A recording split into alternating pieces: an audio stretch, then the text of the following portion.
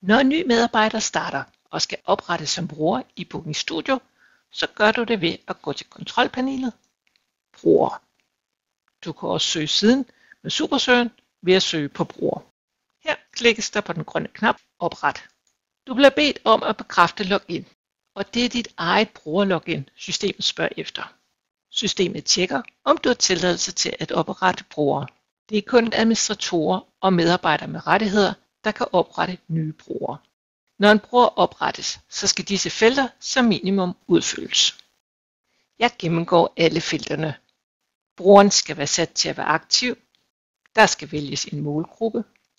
Der findes en målgruppe for bureaumedarbejdere. Den kunne hedde telefonkunder eller intern. Medarbejderens navn skal indtastes.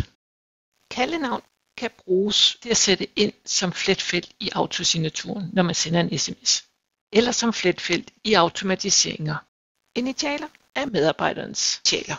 Bruger I lokalnumre, kan feltet udfyldes, ellers lad det så tomt. Det er muligt at lave en beskrivelse på medarbejderen. Hvis der indtastes et mobilnummer på medarbejderen, så skal landekode for mobil udfyldes. Medarbejderens e-mail kan sættes ind. En medarbejder behøver ikke at have sin egen e-mailadresse. Det kan også være en generel e-mailadresse for bureauet, der bruges. Backend-sproget, det er det sprog, medarbejderen ønsker at benytte Booking Studio i. Den her medarbejder er dansk, så jeg lader sproget blive på dansk.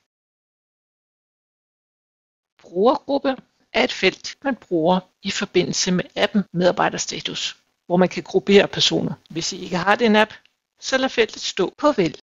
I området sikkerhed skal tastes et brugernavn. Det medarbejderen skal bruge til at logge på systemet.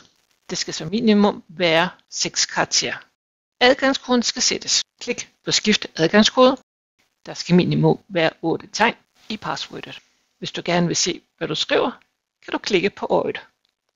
Passwordet skal gentages. Når det opfylder betingelserne, vil der være grønne flueben, og du kan klikke på bekræft. Nu er passwordet oprettet. Medarbejderen kan selv ændre det senere. Så kommer vi til området roller. Her skal du vælge, hvilke roller brugeren har i systemet. Og det har afgørelse for, hvad personen har adgang til. En medarbejder kan sagtens have flere roller. Tillad back-end login. Her skal der vinges af, ellers kan brugeren ikke logge på Booking Studio. Området API. Det skal kun udfyldes i forbindelse med en API-bruger, og det er ikke en medarbejder. Under økonomi skal der vælges en konto. Der vil sandsynligvis kun være én konto at vælge imellem. Det er den konto, som et salg bliver bogført på, når brugeren opretter en booking i Booking Studio. Selvom medarbejderen ikke skal stå for noget salg, så skal der vælges en konto her. Under profilbillede kan der uploades et billede af personen. Det er en nem måde at gøre Booking Studio mere personligt på.